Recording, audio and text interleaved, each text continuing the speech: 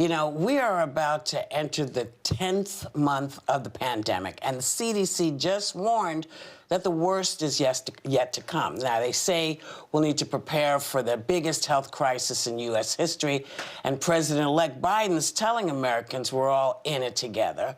So pay attention.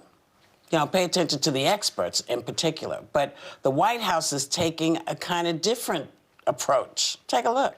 Behind me, you will see displayed images of Democrat hypocrisy playing on loop. These images depict the following. They show Governor Gavin Newsom of California dining both maskless and indoors at the fancy French Laundry restaurant. You'll see Chicago Mayor Lori Lightfoot celebrating in the non-socially distant streets of her city. You will see Speaker Nancy Pelosi indoors at a hair salon in San Francisco. These images behind me make clear Democrats' mindset. Rules for thee, but not for me. Let's clear this up because, yeah, you will find Democrats and independents and Republicans acting kind of stupidly. Let's say that. But for an entire government to act stupidly, and I say this with the greatest, you know, bit of respect, Kaylee, since your husband showed up yesterday with no mask and the rules there at the White House are pretty clear, you know, all this finger pointing doesn't change the fact that the man who runs the country knew in January we were heading for a cliff. So this is really on him. You know, people are dumb, they make mistakes, they do stuff, but an entire government, you can't, it's apples and oranges. Every day, this government and the people who head it, on one side at least, say, we're not doing anything. We don't want to do anything. So the Republicans who are saying, no, there's nothing wrong, and the Democrats who say, no, there's something wrong, but I'm ignoring this for a minute, or I made this mistake. You can do 4 or 5 of those, but you can't clean up the whole government. I mean, am I making any kind of sense, Sarah, or have I misspoken? No, absolutely, and I think that's the problem we're in right now, is we don't have a unified message because a big chunk of this country listened to President Trump and the administration play down, as he said in his own words, this deadly disease. These numbers are getting outrageous. But the reason I get frustrated on this messaging by Democrats when we do catch them doing things, as you said, that are stupid is we don't really have room for error right now. Because on our side, there's our side, meaning people that trusted scientists and people that trusted the medical experts. We've all been wearing masks, washing our hands, and doing the best that we could. On the other side, we had, the parties indoors, the body surfing, the refusal to wear masks. We're having to do better and do more to catch up for the numbers that got out of hand because of that other part of the country. So it does frustrate me when politicians get caught, again, stupidly or whatever, doing these things because we don't have room to error, and I do hold them to a higher standard because they know better. At least with the other side, there are people that are doing things that are stupid because I almost say they don't know better, and they should.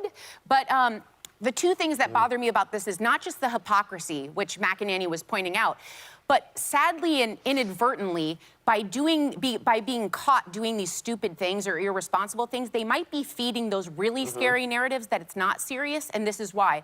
Because if we believe what we're saying, which we all do, then I wouldn't put my closest members of my family at risk by showing up at a 20-person wedding in Cabo, or some of the other things these politicians are getting caught doing. So I think the kind of the lower lying under message that bothers me the most is some of these conspiracy theorists that say this is a scam and it's falsely not as, it's like the flu. Right. We might be feeding that narrative when these politicians get caught doing that. What do you think, Joy? Shall I name the Republicans who have come down with COVID so far? Meadows, McEnany herself, Stephen Miller, a lot of folks, Kellyanne, Chris Christie, okay? I'm just saying, this is a false equivalence. Yes, we should say that the Democrats should watch themselves and not act like a bunch of jerks, which I agree with. But come on, we're talking about a tsunami versus a trickle, all right? We're talking about Supreme Court itself. The Republicans on the court have decided it's okay to gather in a church right now with hundreds of people rubbing up against you and breathing and singing and everything else. The Supreme Court itself. And it's Republican mayors and governors who are going out there and saying, don't wear a mask. That woman Nome in South Dakota and DeSantis in Florida, go right ahead. Go out there. Don't wear a mask. Don't worry about it. These are the people. And you know what? Let me say one more thing and then I will shut up. I don't need politicians to tell me what to do, okay? I have a brain, I have eyes, I have ears, I watch television, I read the paper, and I listen to the science. And anybody who listens to any politician about what to do with your health is stupid, as far as I'm concerned, and ill-informed and ignorant. Right. And so pay attention to the science, okay? That's all. I have a long list of names. And don't forget Herman Cain, who died. Okay. And do you think that public figures need to be held accountable here, Anna, when they step and do? And they are held accountable. It's exactly what we are doing right now. Look, when you're a public figure, particularly when you're an elected official, when you have a public platform, I think you have a duty to do as you say. It's part of the reason why, last week when I was traveling, I explained why I was going to go see my very frail, ill parents. But, you know, I also want to point out, though, you know, we're pointing out the ones who have behaved badly. And there have been some who behaved badly that are Republicans and Democrats. But let's also compare and contrast Donald Trump to the incoming president, Joe Biden, who has been an example, set an incredible example, been serious and been vigilant about this, he and his campaign at all times. And let's also look at, you know, yesterday I saw this picture, I sent it to you guys, of you ladies, of Kyrsten Sinema, the senior senator from Arizona now, who was holding the Bible when Mark Kelly swore in yesterday. And at first I thought, what is this senator doing in the floor of the Senate holding this Bible looking like one of Strawberry Shortcake's friends? And then I read she's been wearing these colorful wigs to pay attention, to bring attention to the fact that she's not going into the salon to getting her usually platinum blonde hair done and dyed and bleached. And so, you know what? We should also reward, we should also recognize the people who've behaved and set a great example, like Joe Biden, like Kyrsten Sinema, and so many, many others. Yeah. That's I think cool, you're Ann. right. I hadn't seen that. Yeah. Yeah. And Sonny, you're following clever. the money here. What does that mean?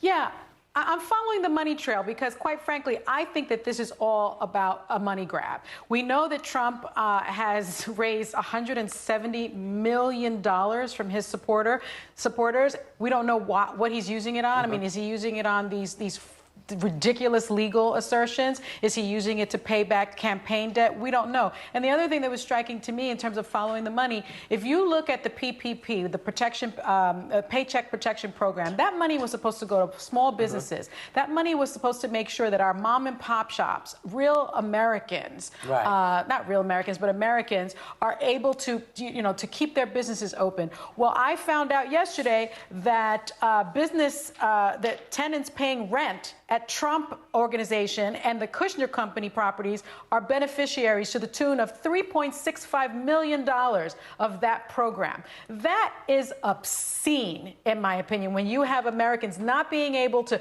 buy food and put food on the tables for their family. And then, if you look at Steve Mnuchin, who was trying to mansplain the law to Katie Porter yesterday, that was amazing. It was so ridiculous. Yesterday.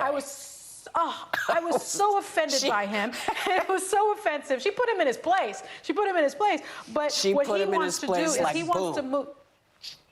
She did, but he wants to move $455 billion in COVID-19 relief from the Federal Reserve back into the Treasury's general fund so that when the Biden administration gets in office, they can't use that money for Americans. I mean, this is what is really going on underlying everything, and we need to pay attention to the money grift.